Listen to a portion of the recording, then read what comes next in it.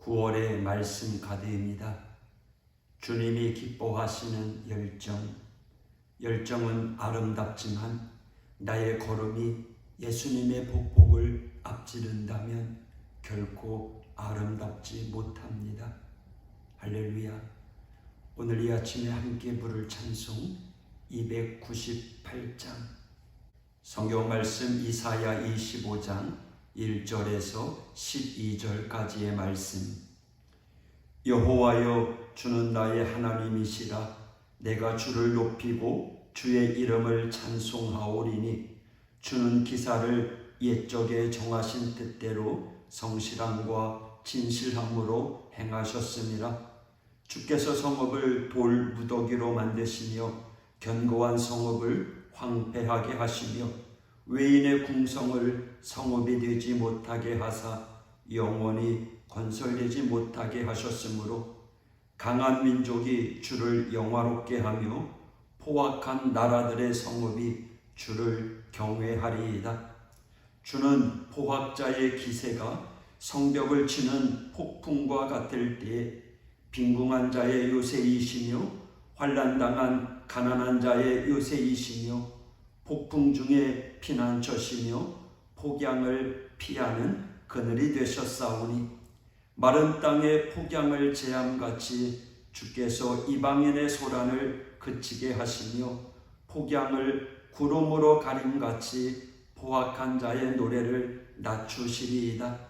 만군의 여호와께서 이 산에서 만민을 위하여 기름진 것과 오래 저장하였던 포도주로 연회를 베푸시리니 곧 골수가 가득한 기름진 것과 오래 저장하였던 맑은 포도주로 하실 것이며 또 이 산에서 모든 민족의 얼굴을 가린 가리개와 열방 위에 덮인 덮개를 제하시며 사망을 영원히 멸하실 것이라. 주 여호와께서 모든 얼굴에서 눈물을 씻기시며 자기 백성의 수치를 온 천하에서 제하시리라. 여호와께서 이같이 말씀하셨느니라. 그날에 말하기를 이는 우리의 하나님이시라. 우리가 그를 기다렸으니 그가 우리를 구원하시리로다. 이는 여호와시라. 우리가 그를 기다렸으니 우리는 그의 구원을 기뻐하며 즐거워하리라 할 것이며 여호와의 손이 이 산에 나타나시리니 모압이 거름물 속에서 초계가 밟힘같이 자기 처소에서 밟힐 것인즉 그가 헤엄치는 자가 헤엄치려고 손을 펴같이 그 속에서 그의 손을 펼 것이나 여호와께서 그의 교만으로 인하여 그 손이 능숙함에도 불구하고 그를 누르실 것이라. 내 성벽에 높은 요새를 헐어 땅에 내리시되 진토에 미치게 하시리라. 아멘. 선지자 이사야가 하나님을 찬양한 이유는 하나님께서 기사를 행하셨기 때문입니다. 하나님께서 행하신 기사는 2절에 언급한 것처럼 악한 자들과 나라와 민족에 대한 심판입니다. 그 누가 바벨론처럼 화려한 성이 돌무더기가 될 줄 알았겠습니까? 오죽했으면 바벨론의 역사가 지난 2500여 년간 전설로 여겨졌겠습니까? 1절입니다. 옛적에 정하신 뜻대로. 여러분, 하지만 더 중요한 이유는 그 심판이 우연이 아닌 필연으로 행해졌다는 것입니다. 옛적에 정하신 뜻대로, 즉 예언하시고 약속하신 대로 행하셨다는 것입니다. 만약에 하나님께서 예언하지 않으셨다면 후대의 사람들은 그저 역사 속의 이야기로 치부하고 말 것입니다. 그러나 하나님의 일에는 결코 우연이 없습니다. 모두가 필연입니다. 그러므로 우리가 하나님을 경외하고 찬양하는 데 있어서 전제 조건은 이 필연적인 하나님을 만나는 것입니다. 하나님께서 행하시는 그 모든 일들을 우연으로 생각하는 사람들은 하나님을 찬양할 자격이 없으며 또한 찬양할 수도 없습니다. 3절, 강한 민족이 주를 영화롭게 하며 주를 경외하리이다.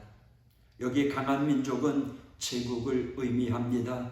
아수르를 무너뜨린 바벨론 제국의 느부갓네살은 예루살렘을 정복하여 하나님이 예언하신 대로 이스라엘 민족을 70년의 포로 생활을 하게 한 인물입니다. 하지만 그는 자신의 꿈을 해석한 다니엘을 총리로 세웠으며 교만으로 인한 하나님의 진노로 정신병에 걸려 야수처럼 생활하다가 회복된 후 하나님을 찬양했습니다. 바벨론을 무너뜨린 바사 제국의 고레스 왕은 아수르와 바벨론과는 달리 피정복 국가에 대해 관대하였는데 특히 그들이 섬기는 신을 인정하는 종교 정책을 폈습니다. 이러한 정책의 일환으로 고레스 왕은 포로된 이스라엘 백성을 풀어주고 하나님의 성전을 다시 짓도록 허락했습니다. 초창기 로마 제국은 초대 교회의 무덤이었습니다. 그러나 콘스탄틴 황제는 313년 밀라노 칙령으로 기독교를 정식 종교로 공인했습니다. 325년에 제1차 니케아 공의회를 소집하여 기독교 발전에도 기여하기도 했습니다. 이처럼 강한 민족인 제국들은 이스라엘을 비롯하여 기독교를 탄압했지만 결국은 하나님을 경외하였습니다. 하나님은 역사의 주관자이시며 예언을 성취하시는 분이십니다. 4절, 빈궁한 자의 요새시며 하나님은 포악한 나라에 대하여는 심판자이시지만 그들에게 압제를 당한 자들에게는 구원자이십니다. 피난처 되시는 하나님은 시편을 비롯한 성경에 자주 등장하는 표현입니다. 이것은 단지 시적인 표현이 아니라 실제 가난하고 연약한 자들과 나라의 구원을 베푸시는 하나님을 찬양하고 있는 것입니다. 6절, 만군의 여호와께서 이 산에서 만민을 위하여. 여기 이 산은 여호와의 성산입니다. 하나님께서 만민, 즉 열방을 위해 연회를 베푸시는 그때가 있는데 바로 메시아가 오시는 때입니다. 예수님께서는 여호와의 성산 예루살렘에서 제자들에게 포도주로 연회를 베푸셨습니다. 비록 소수의 제자이지만 이들은 교회의 시작이었습니다. 예수님께서는 이들을 통하여 열방에 떡과 포도주를 나눠주며 이를 기념하게 하라고 명령하셨습니다.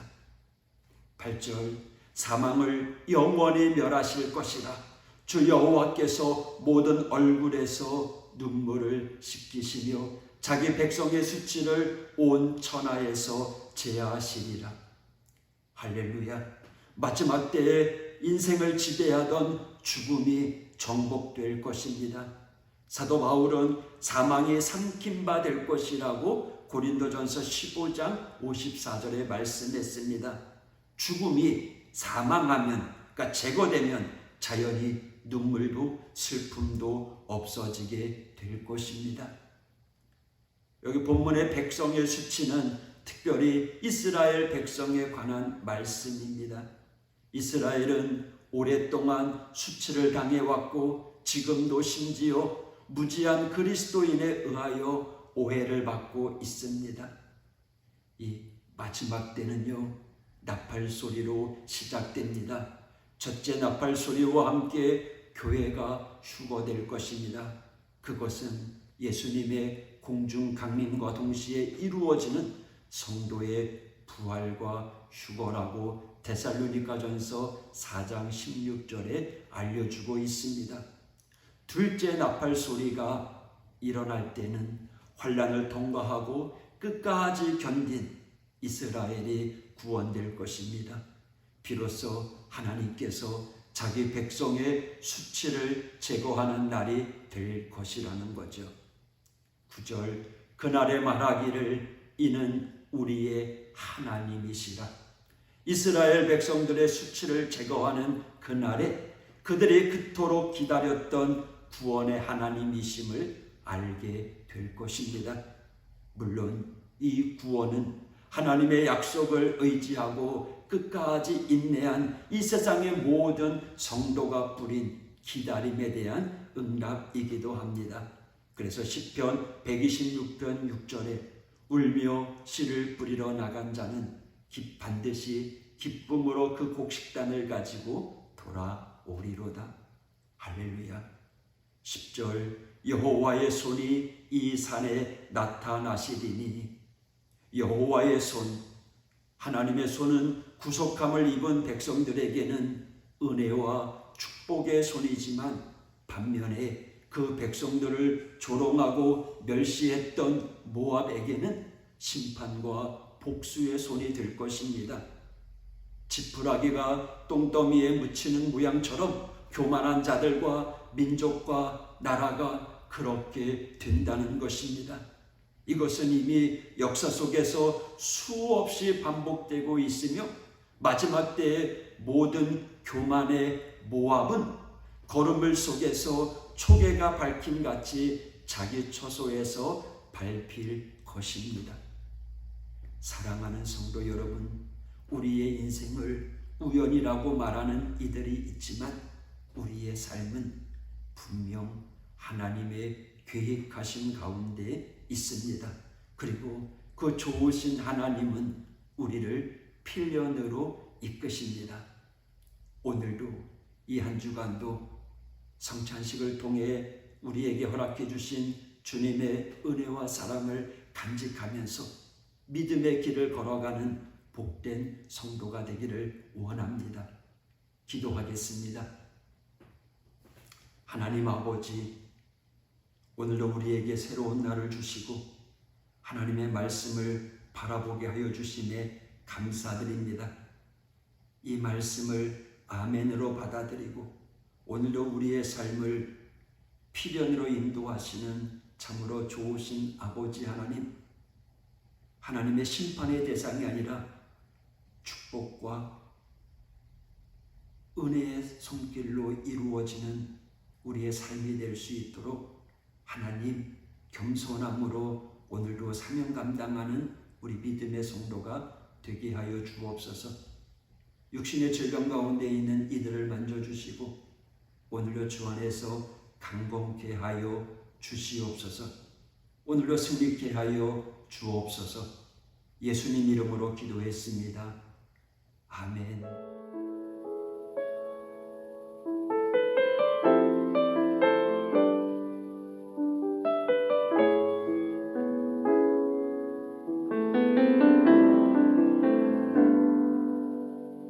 어떤 색으로 그릴 수 있을까? 하나님 그 사랑, 넘치는 사랑 온 땅에 차올라. 에덴의 복이 되었네. 수만 가지 색채로 넘쳐나는 저 나무와 찬란한 빛. 어떤 말들에 담을 수 있을까? 하나님 그 사랑, 참 사랑이신